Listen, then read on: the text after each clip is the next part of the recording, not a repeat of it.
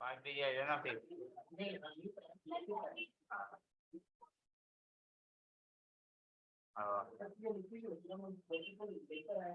5 बजे आई जाना।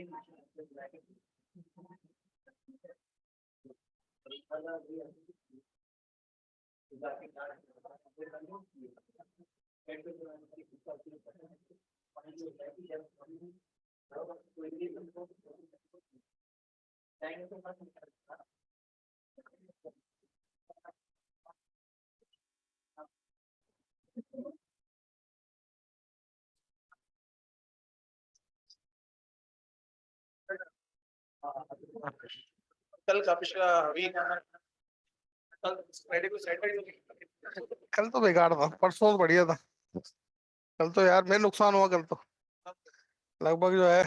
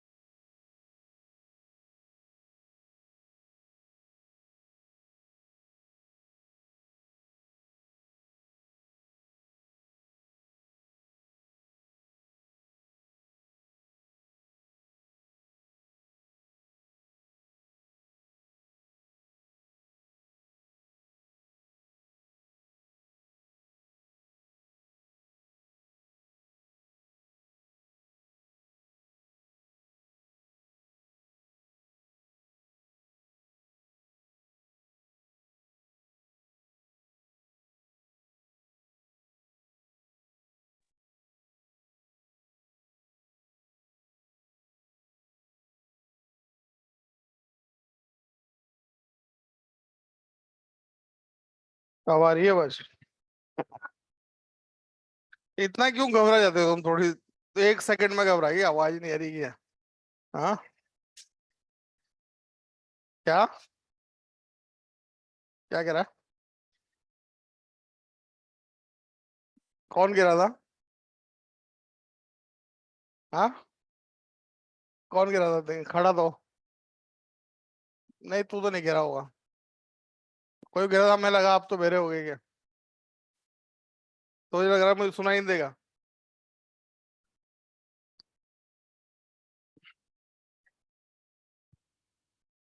थोड़ी सी समझदारी रखो यार। ठीक है। जिससे पढ़ रहे हैं ना अपन, कम से कम जो है उसकी तो थोड़ी बहुत इज्जत रख लेनी चाहिए। टीचर कह दे ना कि यहाँ से कूद जाओ तो कूद जाओ। ठीक है। और तुम जो है ऐसे उल्टी बातें कर रहे हो ना, 10 साल में सेलेक्ट नहीं है, लिखा के ले जा मेरे से। जिसने ये बोला है ना, वो 10 साल में सेलेक्ट नहीं हो। ठीक है।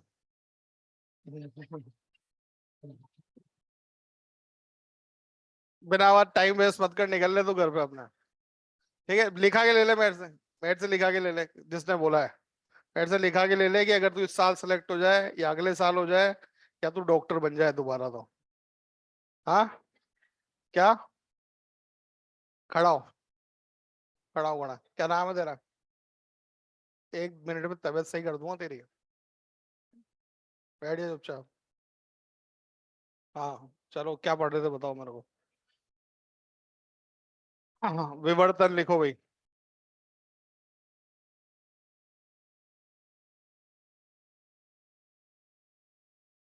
बस अब बोलना बंद करो। विवर्तन में आपको बता रहा था कि शार्प एजेस से, तीक्ष्ण किनारों से प्रकाश तरंग का मुड़ जाना विवर्तन कहलाता है। प्रकाश तरंग नहीं, ध्वनि तरंग, कोई सी भी तरंग हो, तरंगों का मुड़ जाना जो है विवर्तन कहलाता है। ठीक है। पर विवर्तन के लिए जो शार्प एजेस चाहिए, तीक्ष्ण किनारे चाहिए, वो उसी कोटि के होने चाहिए जिस कोटि की जो है तरंग है। ठीक है। ध्वनि तरंगे इन एजेस से, जो आपके टेबल के एजेस हैं, ठीक है, अपने दीवार के कॉर्नर है, इनसे भी मुड़ जाती है, क्योंकि ध्वनि तरंगों की तरंग दैर्ध्य मीटर में होती है। ठीक है। पर अगर प्रकाश तरंग की बात करें तो प्रकाश तरंग की तरंग दैर्ध्य जो है वो एंगस्ट्रॉम में होती है। तो उनको मोड़ने के लिए तीक्ष्ण किनारों की जरूरत पड़ती है। ठीक है। तो आप लिखो फ्रॉनहोफर विवर्तन। फ्रॉनहोफर साइंटिस्ट का नाम है।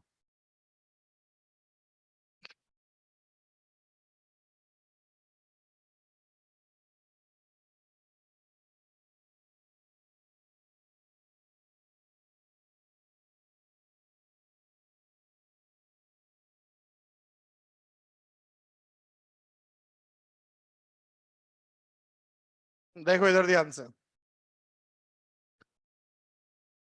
देखो, विवर्तन जो है वो किसी शार्प एजेस बनाने हैं। अब शार्प एजेस बनाने हैं तो आप चाहो, यहाँ प्रकाश स्रोत रखा, और सामने मान लो आपने एक जो है चकती को रख दिया। किसको रख दिया?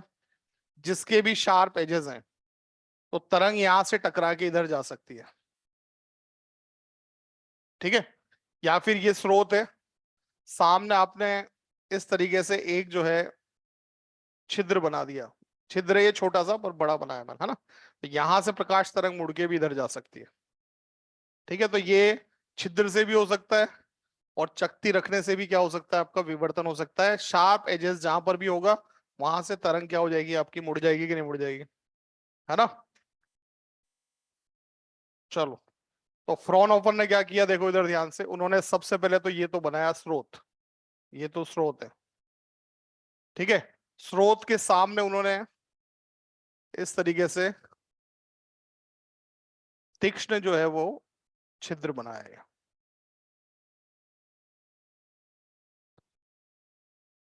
ठीक है। और इसे जो है मोड़ने के लिए सामने एक लेंस भी लगाया। ठीक है। ये लेंस लगा हुआ है।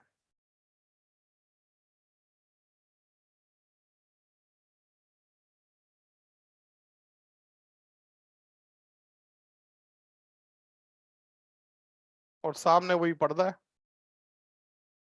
जिसमें तरंगे मिलेंगी, तो यहाँ पर आपको फ्रिंजेस बनेंगे, है ना? अब देखो इधर ध्यान से।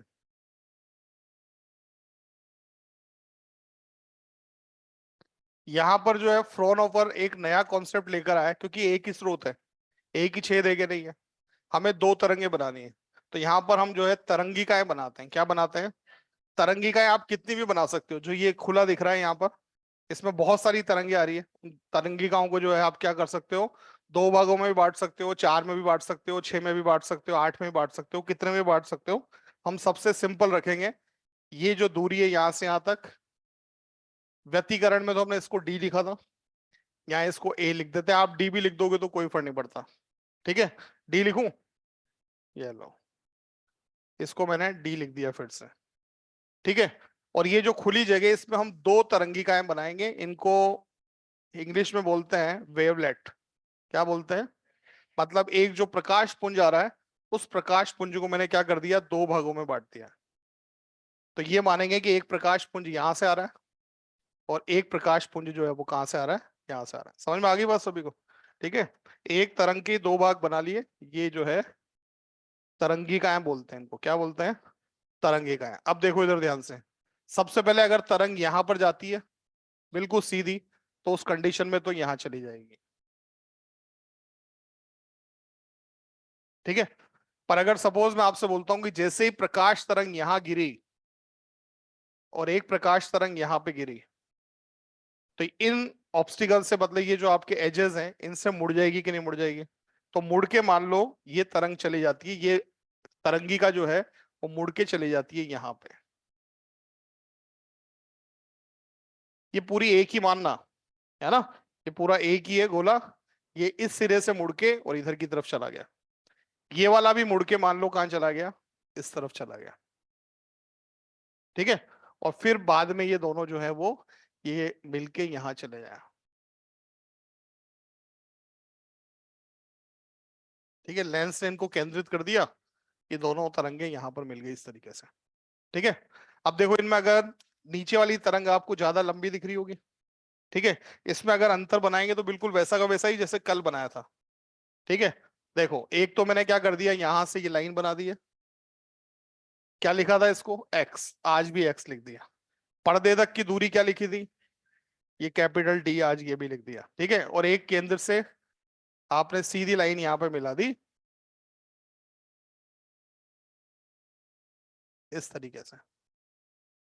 ठीक है, तो अगर इन दोनों तरंगों के पथ में अंतर निकालेंगे तो देखो ये एंगल कितना लिया था कल, वही थीटा। यहां से एक लंब डाल दिया,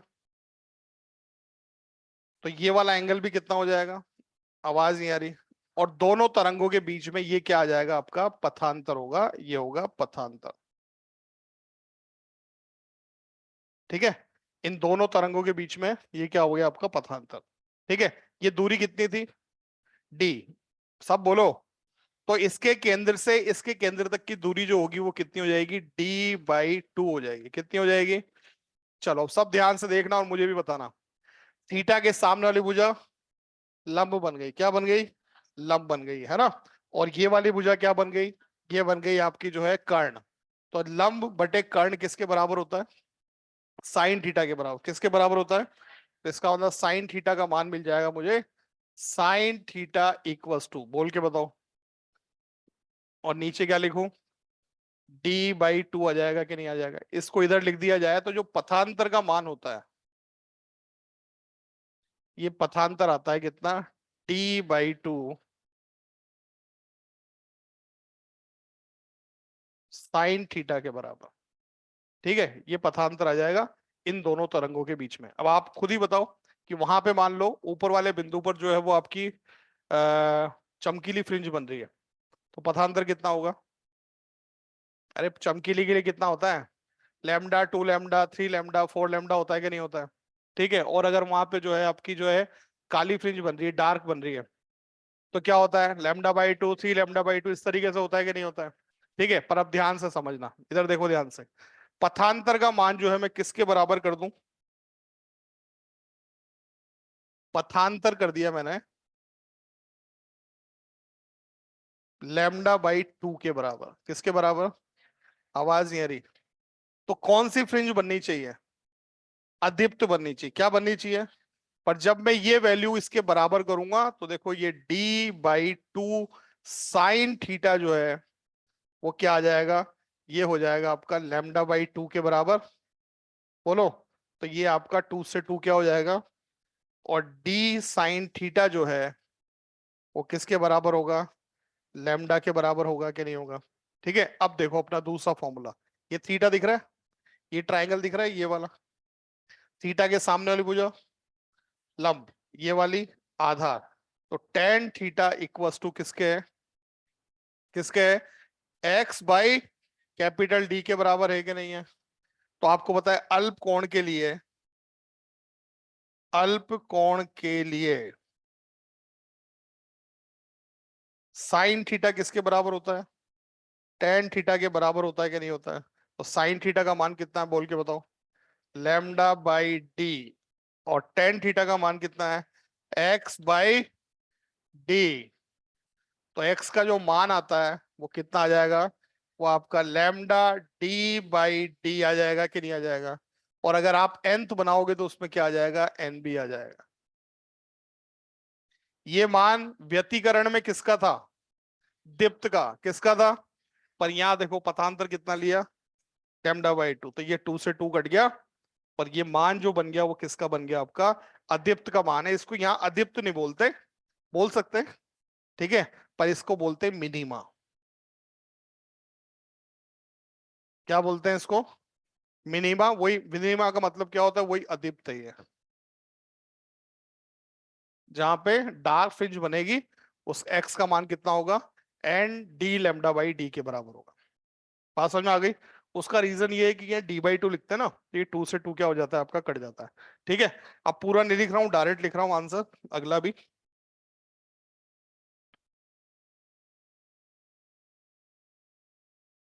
मैक्सिमा के लिए एक्स का जो मान आता है वो होता है 2n plus 1 lambda by 2 D by small D. ठीक है, तो ये थोड़ा सा ध्यान रखना है आपको। ठीक है, जब आप व्यतिकरण की बात करें, पेपर में व्यतिकरण और विवर्तन लिखा नहीं मिलेगा। ठीक है, सागर सुन रहा है ना, हाँ, व्यतिकरण और विवर्तन लिखा नहीं मिलेगा आपको। ठीक है, वहां लिखा मिलेगा आपको द्विस्लिट प्रयोग। द्विस्लिट का मतलब क्या है, व्यतिकरण। और सिंगल स्लिट प्रयोग, सिंगल स्लिट का मतलब एक ही छेद है, वो क्या हो गया, वो आपका जो है वो विवर्तन हो गया। ठीक है, दोनों से फ्रिंजें बन रही है पर दोनों के फॉर्मूले अलग अलग है। व्यतिकरण की बात करें तो दीप्त फ्रिंज का फॉर्मूला था n d lambda by d. फिर से बोलो, यहां पर वो फॉर्मूला किसका है, अदीप्त का फॉर्मूला है। ठीक है, और वहां पर जो है अदीप्त का फॉर्मूला था 2n-1। फिर से बोलो, lambda d by D by to, नीचे 2 भी आता है ना। यहां पर फॉर्मूला क्या है, +1 लैम्डा डी बाई 2 डी किसका फॉर्मूला है, दीप्त का फॉर्मूला है। ठीक है, याद रहेगी बात, दोनों फॉर्मूले उल्टे हैं, उसका रीजन ये 2 है। ठीक है, केंद्र से केंद्र तक की दूरी लेते हैं तो ये 2 से 2 कैंसिल हो जाता है। ठीक है, बनाओ डायग्राम। ये डायग्राम वाइग्राम किसी काम के नहीं है अपने, है ना, आपको तो ये फॉर्मूले याद रखने हैं चारों के।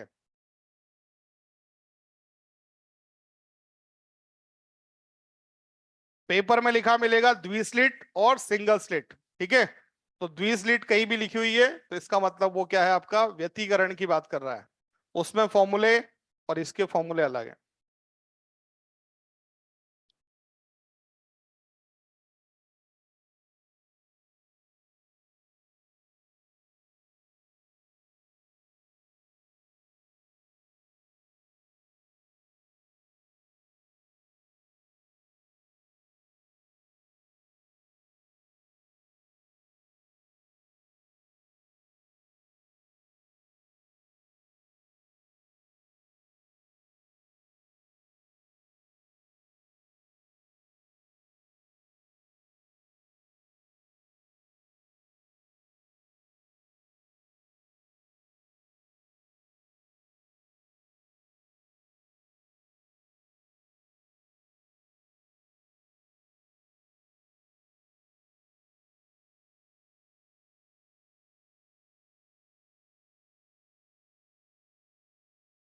इस वाले ट्राइंगल को थोड़ा डार्क कर देता हूँ।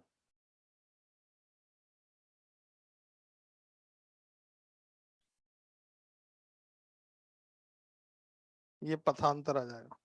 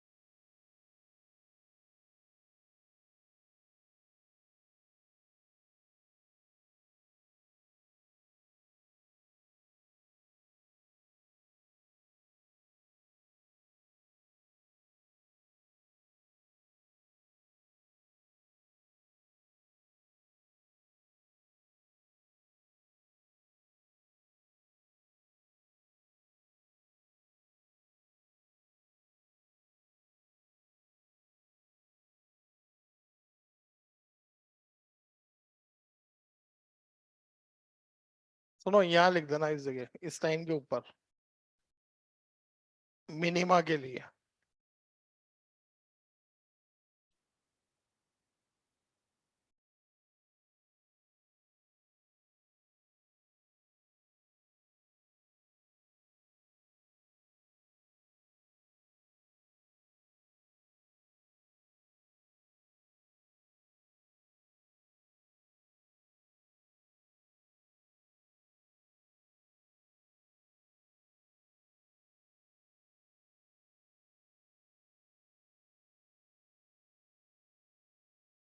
बन गया।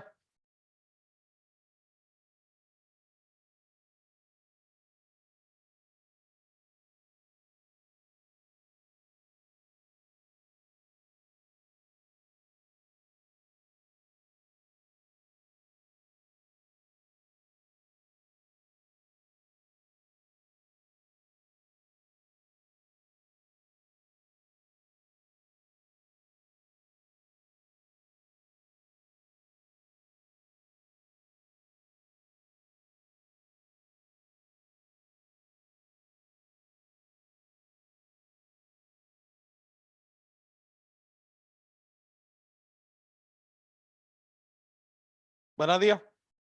चलो, फ्रिंज चौड़ाई,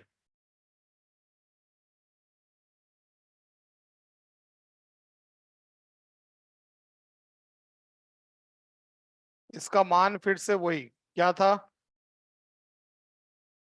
डी लैम्डा बाई डी। ठीक है, कोणीय फ्रिंज चौड़ाई,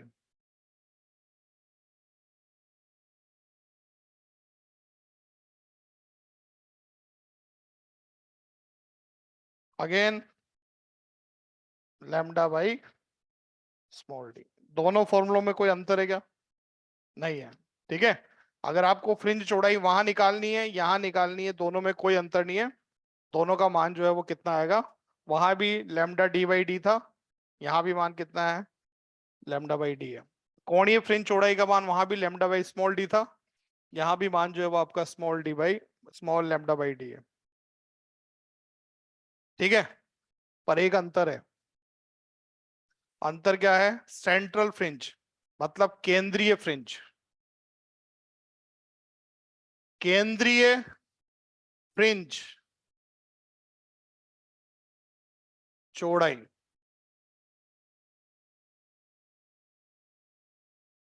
टू बीटा होती है भाई। कितनी होती है? तो ये two lambda d by d लिखना। और कोणीय की बात करें,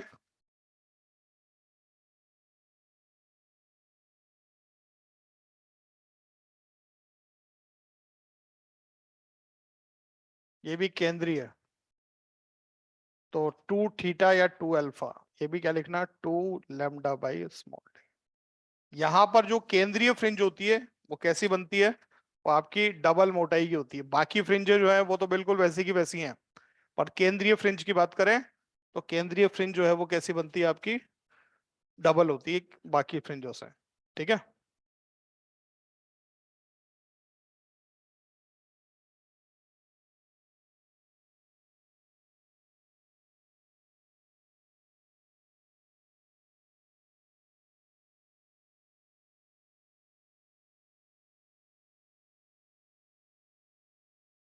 लिख दिया।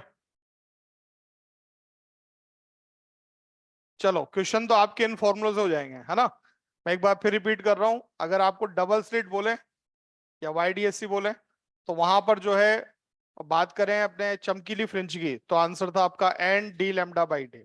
और अगर बात करें कि इसकी अदीप्त फ्रिंज की, तो फॉर्मूला था two n minus one d lambda by d formula था। फ्रिंज चौड़ाई यही थी आपकी लैम्डा डी बाई डी, कोणीय फ्रिंज चौड़ाई भी इतनी थी, कितनी, लैम्डा बाई स्मॉल डी। ठीक है, यहाँ पर व्यतिकरण की बात कर रहे हैं तो व्यतिकरण में उल्टा है ना। यहाँ पर जब अदीप्त फ्रिंज की बात करें या सिंगल स्लिट प्रयोग बोले आपको, तो अदीप्त के लिए आंसर कितना है, n lambda d by d के इक्वल है। ठीक है, दीप्त के लिए आंसर कितना है, two n plus one lambda d by two d के इक्वल है। ठीक है, और एक और बात का ध्यान रखना है, अगर केंद्रीय फ्रिंज बोले आपसे, वहां पर तो केंद्रीय फ्रिंज भी उतनी मोटी होती है, पर यहां पर केंद्रीय फ्रिंज जो है उसकी मोटाई कैसी होती है आपकी, डबल होती है। और ये आपका 2 लैम्डा बाई डी, और अल्फा का मान भी 2 अल्फा करना है, वो भी कितना होगा आपका 2 लैम्डा बाई स्मॉल डी के बराबर। याद रहेगी बात है, ये तो क्वेश्चन की बात हो गई है ना। पर आप सोचो तो ये तो आपको ऐसा लग रहा होगा जिस तो मैं व्यतिकरण ही पढ़ा रहा हूँ, ठीक है। ये व्यतिकरण नहीं है, व्यतिकरण से डिफरेंट है विवर्तन, ठीक है। अब इसमें अंतर क्या है वो समझो आप लोग, इधर समझो। होता क्या है, विवर्तन को समझने के लिए मान लो एक ही आपका ये छिद्र बना दिया मैंने, स्लिट बना दी, और मुझे इस पर्दे पर यहां पर फ्रिंजेस बनानी है, इस जगह पर फ्रिंज बनानी है, चमकीली बनती है या फिर जो है वो क्या बनती है आपकी अपने डार्क बनती है ना। तो हम क्या करते हैं, मैंने क्या बोला, हम कॉन्सेप्ट लेकर आ रहे हैं किसका यहाँ पर, वेवलेट का। वेवलेट मतलब तरंग नहीं, तरंगी का है, छोटी तरंगे। एक तरंग को भी आपने कई भागों में बांट दिया, ठीक है। अब मान लो ये जो आपका छिद्र है, इस छिद्र की दूरी मैंने मान ली 2 लैम्डा है। कितनी है, तो मैं क्या करूंगा, अगर इसकी दूरी 2 लैम्डा है तो उस कंडीशन में इस छेद के अंदर जो है वो फ्रिंजेस बनाऊंगा कितनी, 4। मतलब मुझे हमेशा जो है वो दो फ्रिंजों के वेवलेट के बीच में डिफरेंस रखना है लैम्डा बाई 2 का। कितने का रखना है, तो देखो इसके अंदर मैंने 4 बना दी, 1 2 3 और ये 4, ठीक है। सबके बीच में कितने कितने का अंतर है, आवाज नहीं आ रही। अगर एक तरंग यहां से गई और दूसरी तरंग यहां से गई, बोलो, तो ये दोनों के बीच में कितने का अंतर है, लैम्डा बाई 2 का अंतर। तो इसका मतलब ये दोनों एक दूसरे को कैंसिल आउट कर देगी कि नहीं कर देगी। ये तरंग यहां से गई और ये तरंग यहां से गई, इनके बीच में भी कितने का अंतर है, तो ये दोनों भी यहां से एक दूसरे को कैंसिल आउट कर देगी, और इस जगह जो है वो डार्क फ्रिंज या मिनिमा बनेगा कि नहीं बनेगा। बोलो भाई, दो दो तरंगों ने एक एक दूसरे को कैंसिल आउट कर दिया, ठीक है। पर मान लो कि इन दोनों के बीच की दूरी जो है वो 2 लैम्डा नहीं होगी, कितनी होती, 2.5 लैम्डा होती। कितनी होती, आवाज नहीं आ रही। तो उस कंडीशन में मैं कितनी फ्रिंजें बनाता, लैम्डा बाई टू की 5 बन जाती। कितनी बन जाती, तो देखो एक फ्रिंज और आ जाती कि नहीं आ जाती यहाँ पे, मतलब एक और वेवलेट आ जाती कि नहीं आ जाती। तो देखो इसने इसको कैंसिल कर दिया, इसने इसको कैंसिल कर दिया, पर जो लास्ट वाली बची उसको कोई कैंसिल कर रहा है क्या। इसका मतलब ये वाली यहां पहुंच जाएगी, और उस कंडीशन में यहां पर क्या बन जाएगी आपके, मैक्सिमा बन जाएगा या ब्राइट बन जाएगा कि नहीं बन जाएगा, ठीक है। तो यहां पर तरंगे मिल नहीं रही है, बची हुई तरंगों की वजह से जो है वो आपके जो है अपने यहाँ पर जो है चमकीली या फिर डार्क फ्रिंज बन रही है, ठीक है। जितनी तरंगे बन सकती है लैम्डा बाई टू की वो हम बनाते जाते हैं, आपस में दो दो एक दूसरे को कैंसिल करती जाती हैं, जो बच जाता है वो वहां पहुंच जाता है, ठीक है। पर एक बात ध्यान रखो कि जो बचता है वो वहां पहुंचता है, ठीक है। एक बात तो आपको पता है, जितनी दूरी बढ़ती जाती है उतना जो है वो तीव्रता और आयाम भी कम होता जाता है कि नहीं होता जाता है, ठीक है। हमने पढ़ा है स्रोत के लिए, जितनी दूरी बढ़ेगी उतनी तीव्रता और आयाम कम होता जाएगा कि नहीं होता जाएगा। तो देखो आपने यहाँ पर जो है मान लो सबसे पहले 3 बनाते, आप कितनी बनाते, आवाज नहीं आ रही, तो दो तो एक दूसरे को कैंसिल करती, और ये तीसरी वाली यहाँ पहुंच जाती। अगर 5 बनाई तो 4 एक दूसरे को कैंसिल करेगी, और 5 भी वहां पहुंचेगी कि नहीं पहुंचेगी। तो बताओ 3 होती तो तीव्रता ज्यादा होती, या 5 है तो तीव्रता ज्यादा है। क्यों, क्योंकि जब 5 है तो दूरी और बढ़ गई कि नहीं बढ़ गई। इसका मतलब क्या होता जाएगा कि जितनी ज्यादा आपकी फ्रिंजेस बनेगी, सॉरी जितनी ज्यादा वेवलेट तरंगिकाएं बनेगी ना, उतनी ही तीव्रता क्या होती जाएगी आपकी, कम होती जाएगी। तो केंद्रीय फ्रिंज जो है वो सबसे चमकीली होती है, और जैसे जैसे ऊपर जाते जाओगे इधर की तरफ, तो बोलो, तो चमक भी कम होती जाएगी और डार्कनेस भी कम होती जाएगी, यहां सबसे ज्यादा चमकीली होगी, उसके बाद यहां सबसे ज्यादा डार्क होगी, बोलो, उसके बाद कम चमकीली होगी, फिर कम डार्क होगी, फिर कम चमकीली होगी, और बाद में तो इनका अंतर करना ही मुश्किल हो जाएगा, ठीक है। जो व्यतिकरण होता है उस व्यतिकरण में जितनी भी फ्रिंजेस बनती है उन सबकी चमक बराबर होती है, सबकी डार्कनेस भी कैसी होती है, बिल्कुल बराबर होती है। पर विवर्तन में जो फ्रिंजेस बनती है उनमें क्या होता है, केंद्रीय सबसे ज्यादा आपका चमकीला होता है, और दूर जाते जाओगे तो वैसे वैसे क्या होता जाएगा आपकी, लिखो इसको,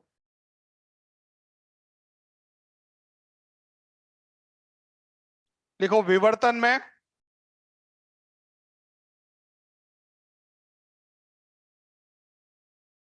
केंद्रीय फ्रिंज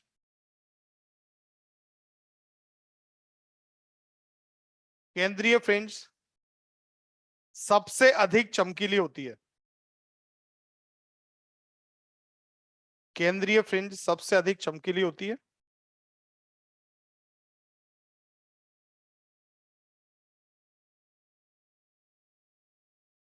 और इसकी मोटाई भी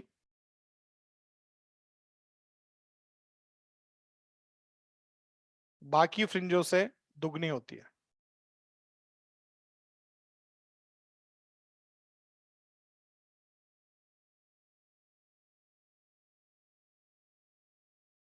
दूसरा पॉइंट लिखो। दूसरा पॉइंट, जैसे जैसे फ्रिंजों का नंबर बढ़ता जाता है,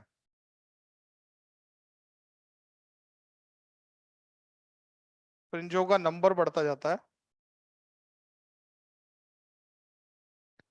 वैसे वैसे फ्रिंजों का चमकीलापन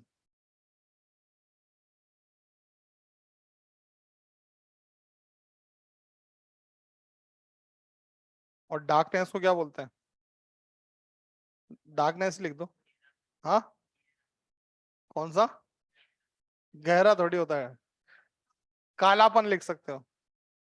चमकीलापन व कालापन कम होता जाता है।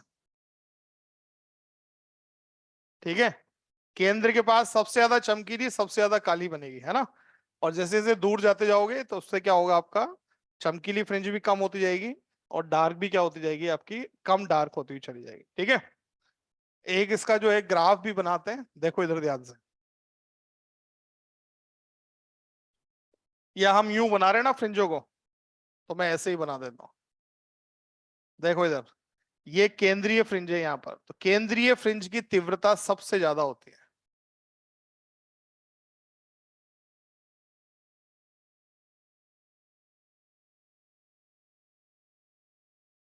इस तरीके से तीव्रताएं कम होती जाएगी, किसकी? फ्रिंजों की।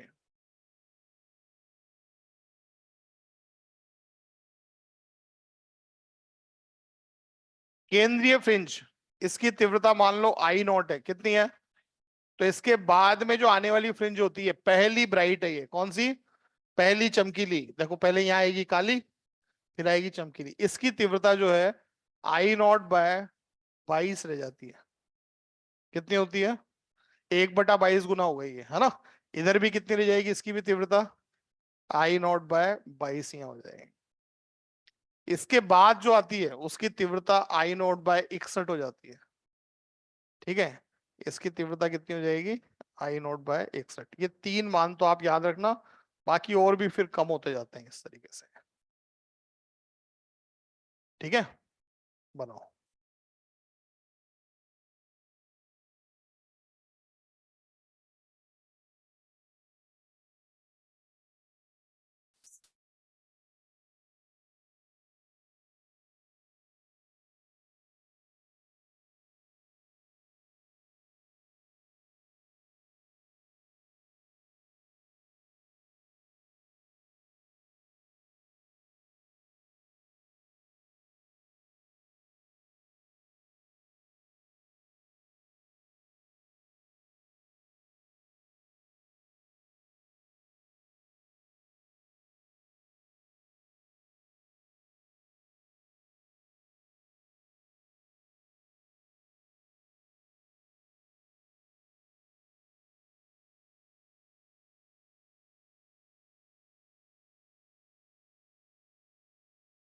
ठीक है,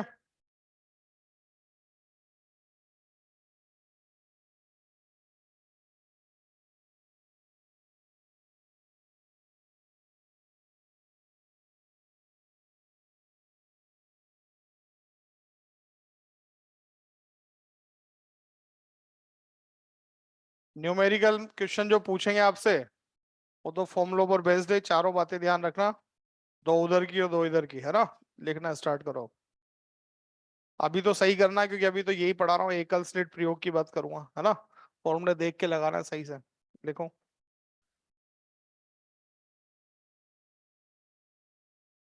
लिखो व्यतिकरण प्रारूप में, सॉरी सॉरी, व्यतिकरण नहीं, विवर्तन, विवर्तन प्रारूप में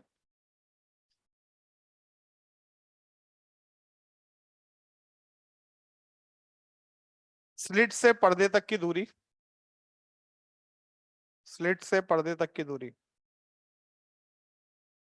1 मीटर,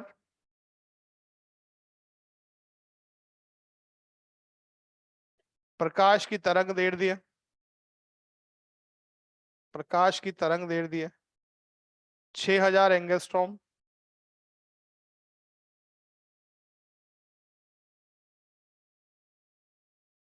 तथा स्लिट की चौड़ाई, स्लिट की चौड़ाई 2 मिलीमीटर है। वहां पे जो डी होता था वो दोनों स्लिटों के बीच की दूरी होती थी, है ना। यहाँ पर डी जो है वो क्या आपके स्लिट की चौड़ाई है, ठीक है, लिख दिया। तो ज्ञात कीजिए।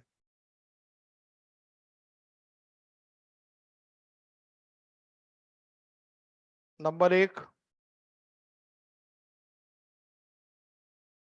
केंद्रीय फ्रिंज से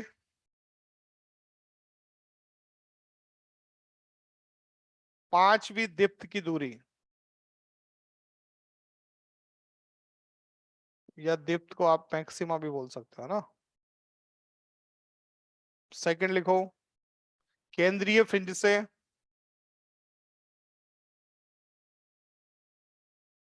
सातवें मिनिमा की दूरी, मिनिमा मतलब अदीप्त है।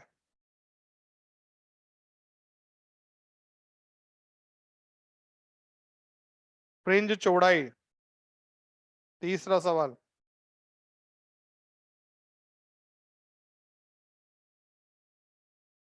कोणीय फ्रिंज चौड़ाई,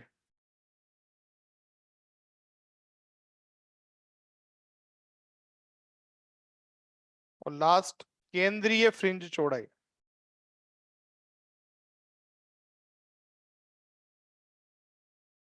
केंद्रीय फ्रिंज चौड़ाई।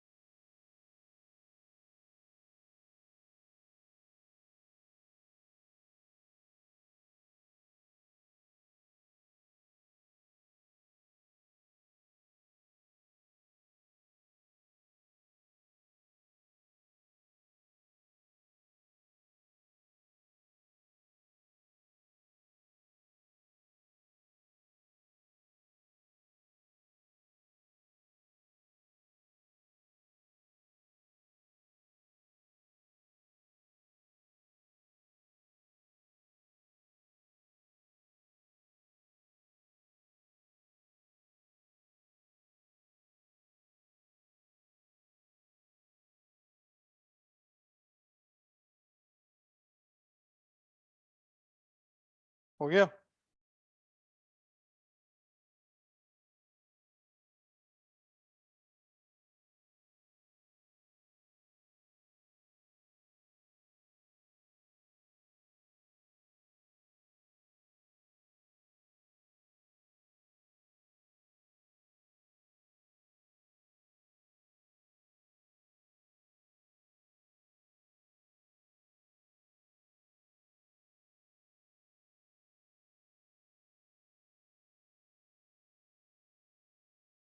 बताओ आंसर।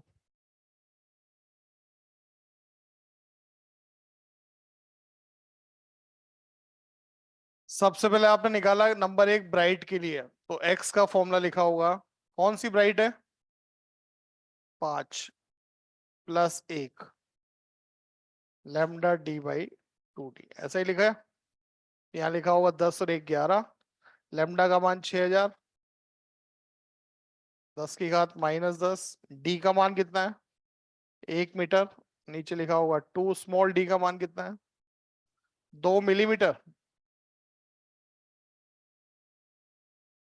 बस इतना ही लिखूंगा मैं यार, ठीक है। नंबर सेकंड, अगर आपसे पूछे अदिप्त की बात कर रहे हैं मिनिमा की, तो यहाँ मान लिखा होगा आपने n lambda d by d के इक्वल, ठीक है। कौन सा? 7वां। तो 7 इंटू ये लिख देना, 6000 इंटू 10 की घात -10 इंटू 1 डिवाइड बाय 2 इंटू 10⁻⁻3। तीसरा क्या पूछा है? फ्रेंच चौड़ाई। फ्रेंच चौड़ाई पूछी है बीटा, तो बीटा का फॉर्मूला लिखोगे तो लैम्डा डी बाई डी लिख देना, चल जाएगा। नंबर 4, फ्रेंच की आपकी कोणीय चौड़ाई पूछी है, लैम्डा बाई डी से कर देना, ठीक है। यहाँ लिख देना 6000 इंटू 10 की घात -10, 2 इंटू 10 की घात -3। नंबर 5, आपसे केंद्रीय की बात कर रहे हैं, तो 2 बीटा निकालना है बेटा, है ना। केंद्रीय के लिए 2 बीटा, तो 2 लैम्डा बाई डी लिख देना, ठीक है।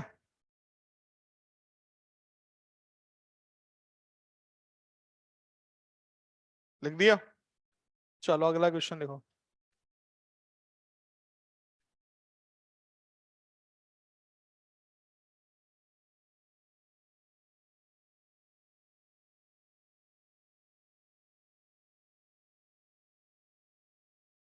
लिखाऊं? लिखो। एकल स्लिट प्रयोग में, एकल स्लिट प्रयोग में द्वारक की चौड़ाई, द्वारक मतलब ये जो छेद है ना, स्लिट, द्वारक की चौड़ाई ज्ञात कीजिए यदि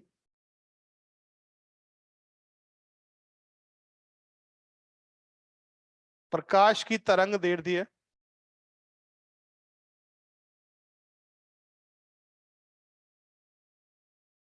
प्रकाश की तरंग दैर्ध्य 6000 एंगस्ट्रॉम है, तथा पांचवी दीप्त फ्रिंज,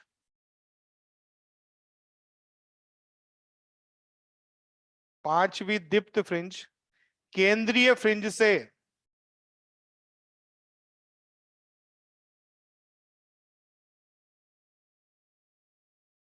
30 डिग्री के कोण पर बनती है। कितने कोण पे बन रही है? देखो इधर क्या बता रहा हूं आपको, यह है केंद्रीय फ्रिंज, बोलो। और पांचवी दीप्त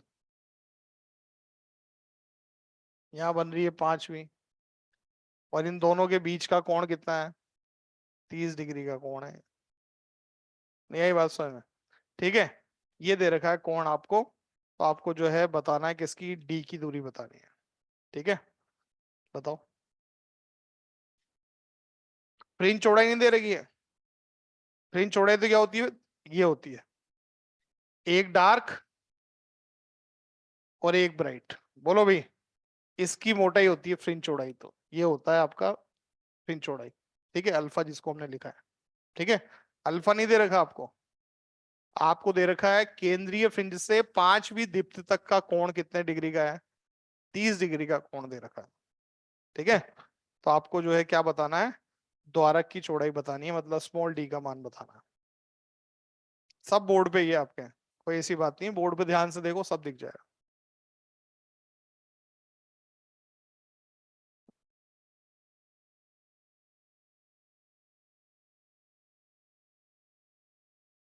मैं बताऊं?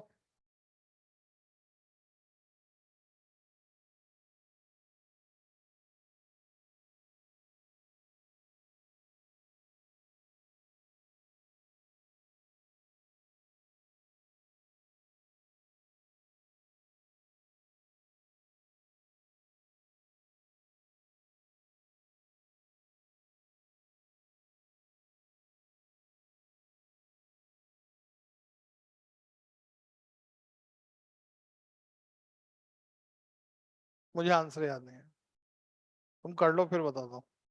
मैं करूँ क्या? देखो इधर ध्यान से। बेटा ये कौन दे रखा है ना यार, दे रखा है ना, ये कौन किसके बराबर था? इस कोण के बराबर था कि नहीं था? अरे बोलो। और इस कोण के लिए तो समीकरण लिख रखी है आपने, पथांतर और d/2 ये लिखा हुआ ना यार। अरे है कि नहीं? ये तो किसके लिए था? मिनिमा के लिए। तो मिनिमा के लिए तो क्या आता है? डी साइन थीटा जो होता है मिनिमा के लिए, वो तो एन लेमडा आता है। कितना आता है? यही तो वैल्यू आपने वहां पुट की थी। अरे यार यही तो वैल्यू पुट की ना आपने, है ना? अब आप किसकी बात कर रहे हो? ये कोण कितने डिग्री का बन रहा है? 30 डिग्री का। ये फ्रिंज चौड़ाई नहीं है, फ्रिंज चौड़ाई को तो मैं अल्फा से लिखता हूँ। अरे है कि नहीं?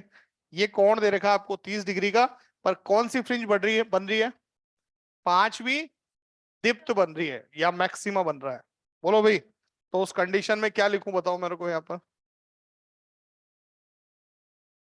अदीप्त बने तो d sine theta n lambda के बराबर। बोलो। और दीप्त बने या मैक्सिमा बने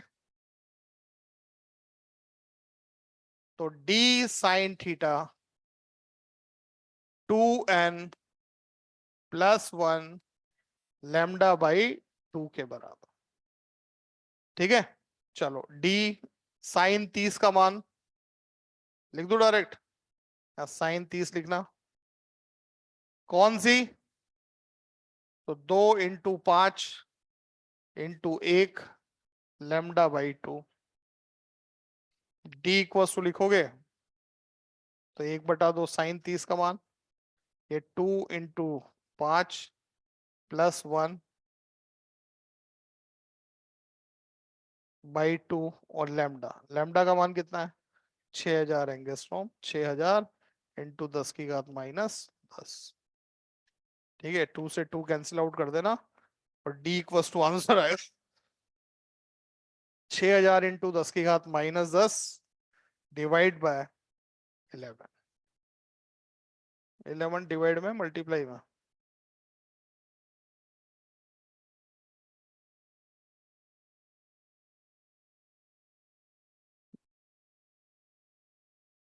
ठीक है, 66 × 10⁻⁻7 आ जाएगा, है ना?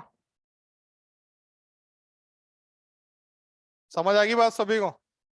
तो जब भी आपको इस तरह से बोले तो ये वाली इक्वेशन यूज में लेना। एक और लिखा रहा हूं जिसमें अदीप्त की बात करूंगा, तो अदीप्त में कौन सा वाला फॉर्मूला लगाओगे? डी साइन थीटा किसके बराबर? हाँ, देखो।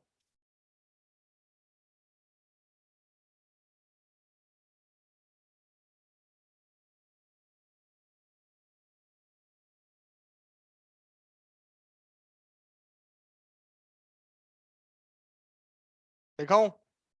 देखो एकल स्लिट प्रयोग में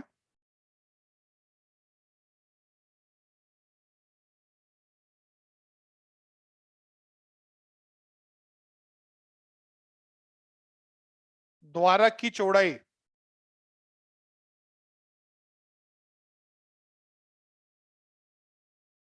एकल स्लिट प्रयोग में द्वारक की चौड़ाई 2 मिलीमीटर है, तथा पांचवा मिनिमा, हिंदी में बोलते हैं निम्निस्ट, है ना? पांचवा निम्निस्ट केंद्रीय फ्रिंज से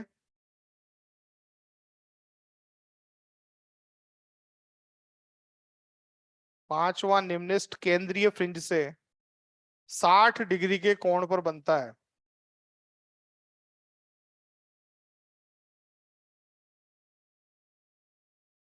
60 डिग्री के कोण पर बनता है, तो प्रकाश की तरंग दैर्ध्य ज्ञात कीजिए।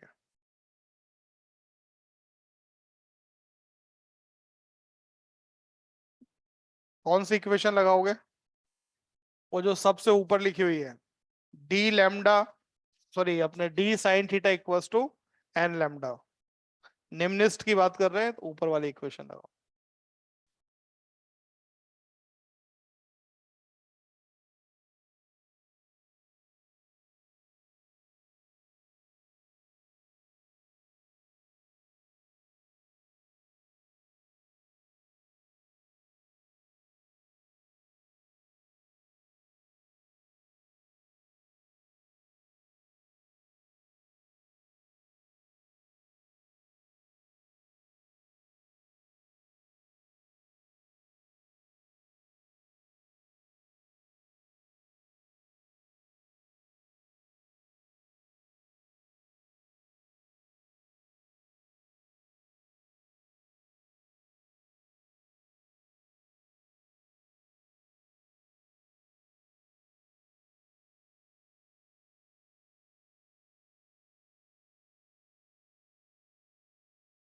लिख दिया।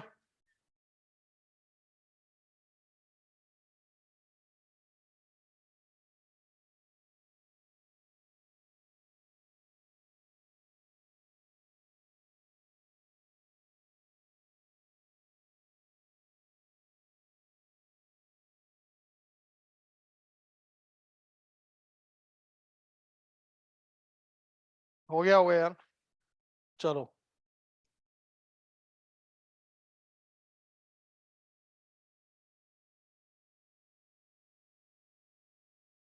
डी का मान कितना, 2 मिलीमीटर।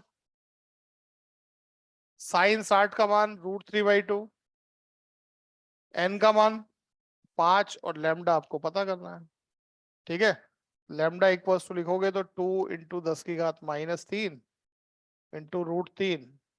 2 से तो 2 कट ही गया, 5 नीचे आ जाएगा। ठीक है, लेमडा इक्वल्स टू कितना हो जाएगा, 2√3 इंटू 10⁻⁻। ठीक है ना।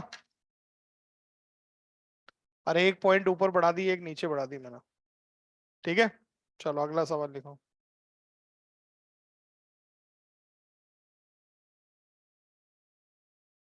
देखो सिंगल स्लिट प्रयोग में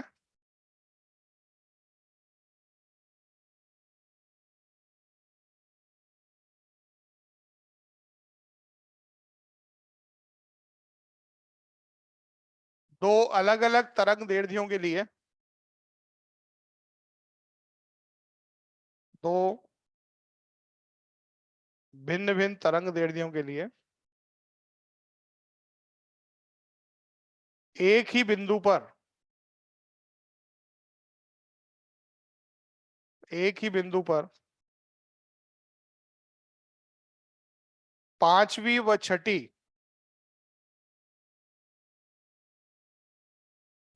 अदीप्त फ्रिंजों का निर्माण होता है।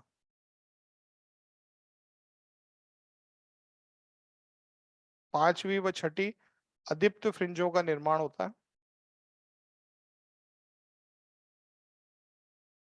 नहीं, पांचवी व छठी अदीप्त लिख दिया ना। हाँ, अदीप्त फ्रिंजों का निर्माण होता है यदि द्वारक की चौड़ाई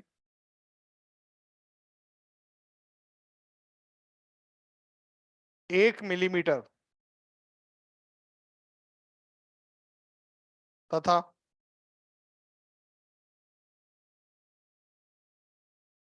द्वारक से पर्दे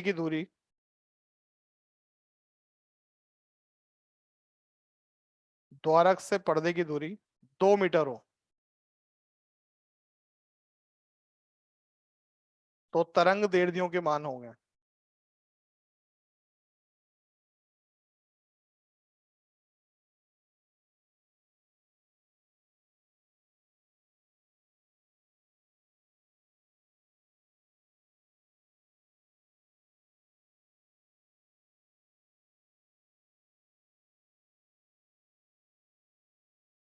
ऐसा सवाल मैंने आपको व्यतिकरण में भी लिखाया था। ठीक है, बनाओ।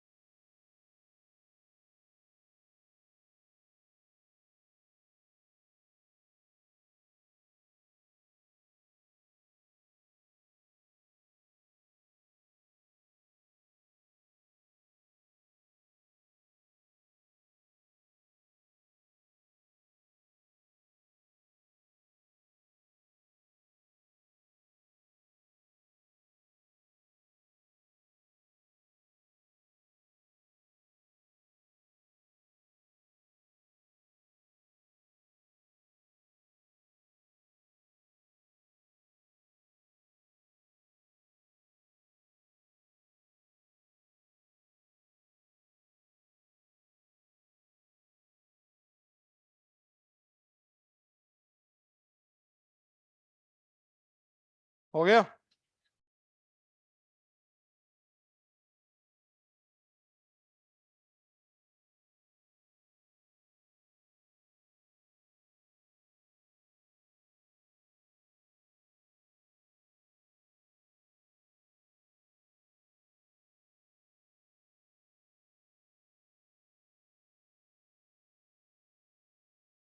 हो गया यार। दूरी एक ही दे रखी है, एक ही दे रखी है, मतलब एक्स का मान तो समान है, एक्स का मान समान है।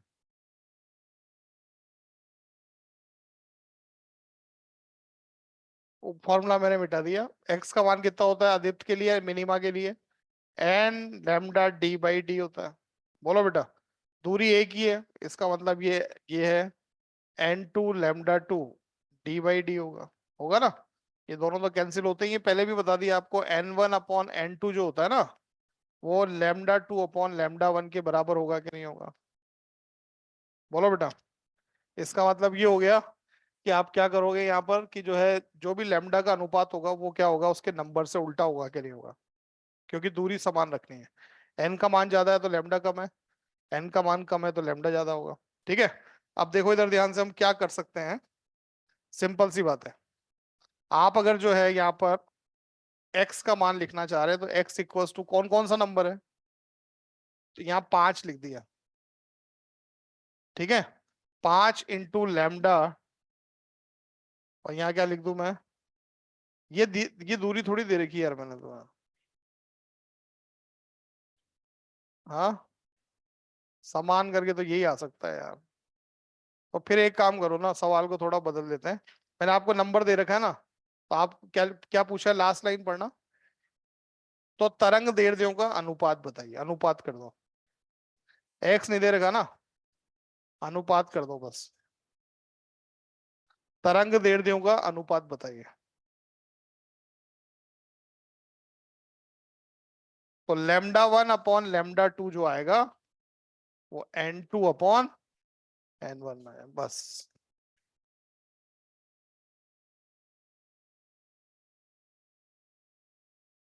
ठीक है? उल्टा अनुपात दे देना बस। एक ही बिंदु पर बन रही है। एक्स नहीं दे रखा मैंने, तो इस वजह से मैंने ही कर दिया। एक्स दे रखा होता तो हम निकाल देते एक्स का, इसका मान भी निकाल देते हैं। ठीक है? बाकी तो वैसे ही सवाल है, बस थोड़ा सा ध्यान रखो। केंद्रीय का, केंद्रीय फ्रिंज पूछ लें तो केंद्रीय में ध्यान रखना है कि आपको जो है अपने टू बीटा करना है वहां पर, या टू अल्फा करना है। ठीक है? और जो आपके एक फॉर्मूले में अंतर जो मैंने बता ही दिया, मैक्सिमा मिनिमा के फॉर्मूले उल्टे हैं।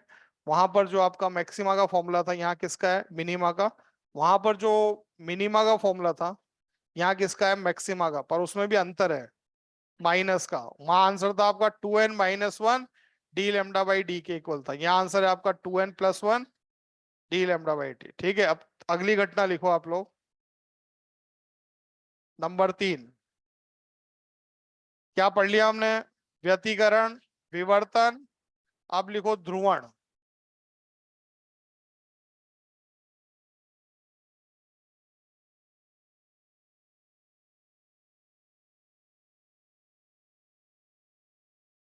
अगला लिखो ध्रुवण।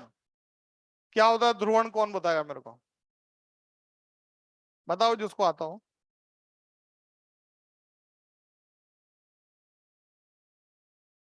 अरे आपस में मत बताओ, मुझे बताओ।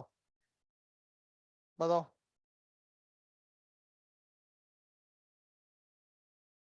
किसी को भी पता नहीं ध्रुवण क्या होता?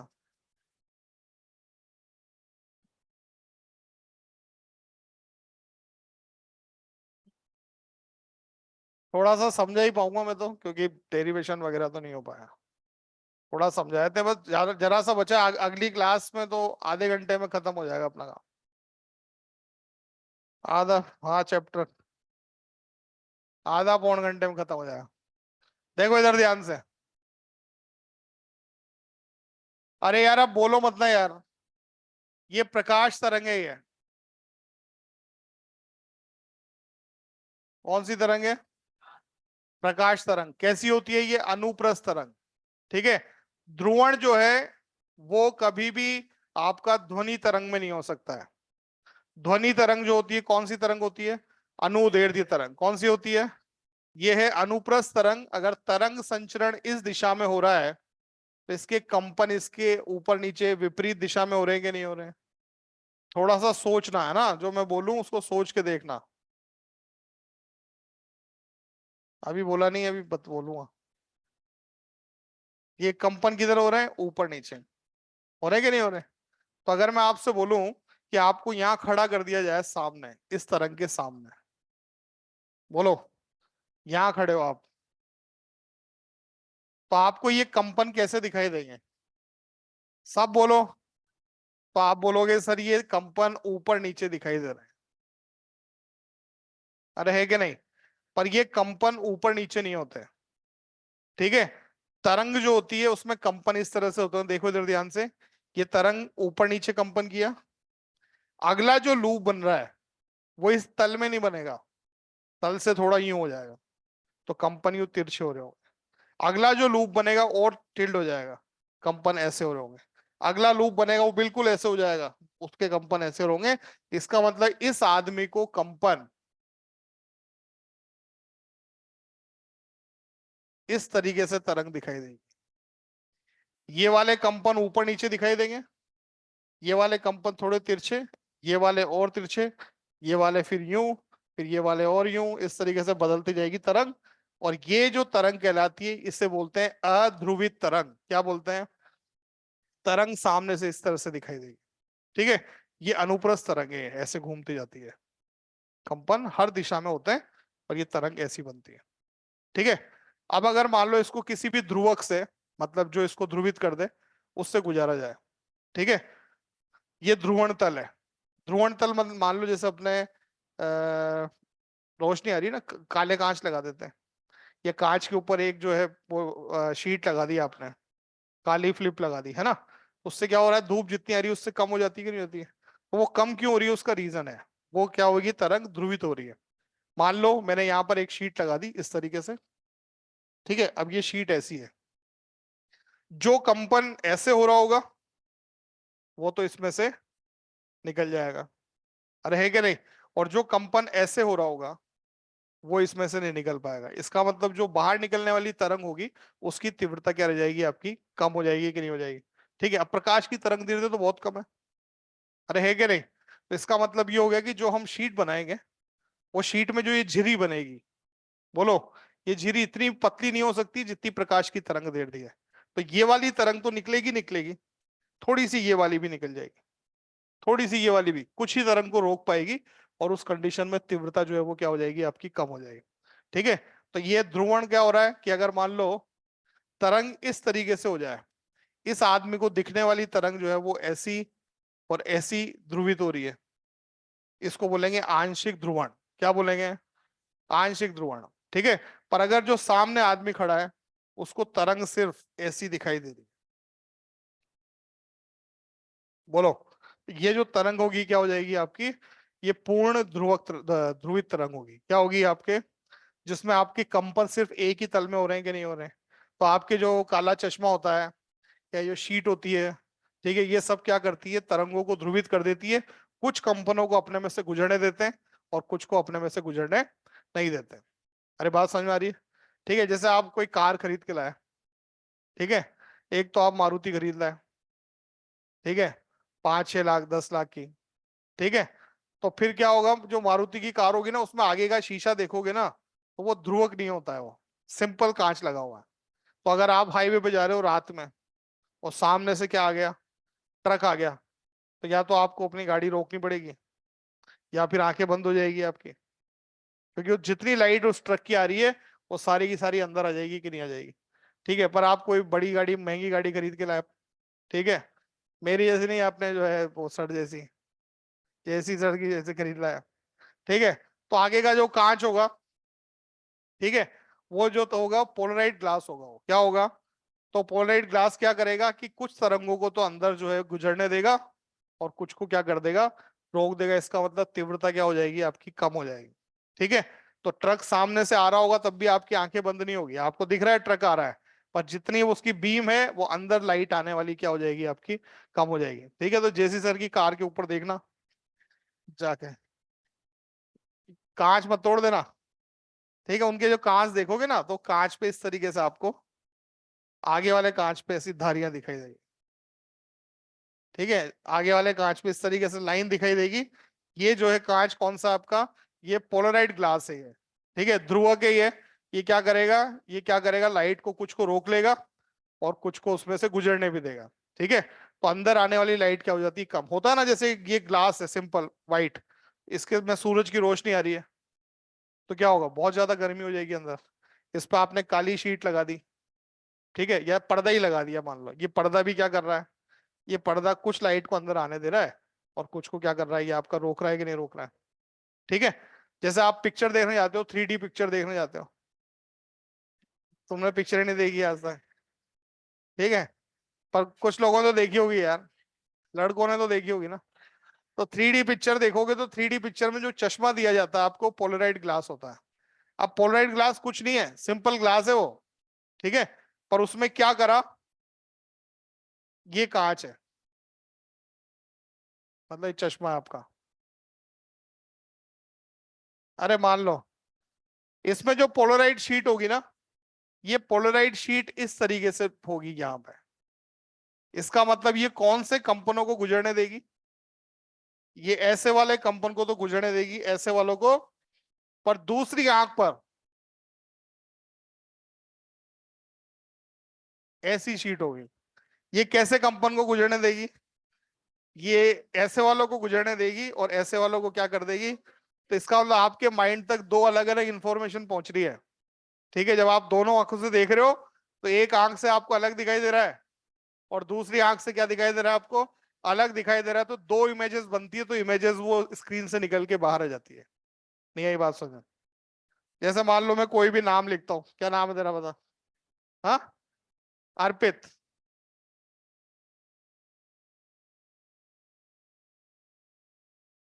ये एक तो अर्पित यहाँ लिख दिया मैंने, अभी आपको दिख रहा है अर्पित बोर्ड के ऊपर लिखा हुआ है कि नहीं लिखा हुआ है। और अगर मैं एक बार और अर्पित लिख दूं यहाँ पे,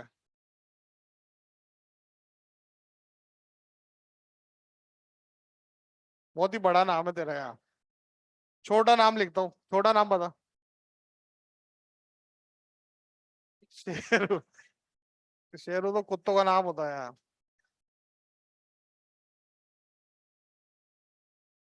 तेरा क्या नाम है? मैं ही लिख देता हूँ कुछ भी, मान लो मैंने लिख दिया राम, लिख दिया राम। सबसे छोटा नाम यही है। ठीक है, एक तो ये नाम लिख दिया है ना। अरे बस रे, और एक बार फिर राम लिख रहा हूं, देखना ध्यान से देखो।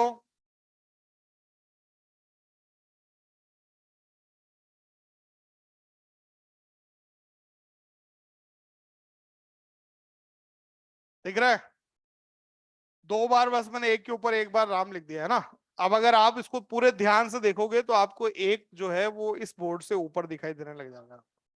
होगा कि नहीं होगा। तो इसी तरीके से जो आपके जो पिक्चर देखने जा रहे हो उसमें दो इमेजेस एक साथ आपके दिमाग में जा रही है, तो वो इमेज जो है वो क्या होती है आपकी, उस स्क्रीन से एक इमेज कहाँ दिखने लग जाती है आपकी। कल बात करेंगे।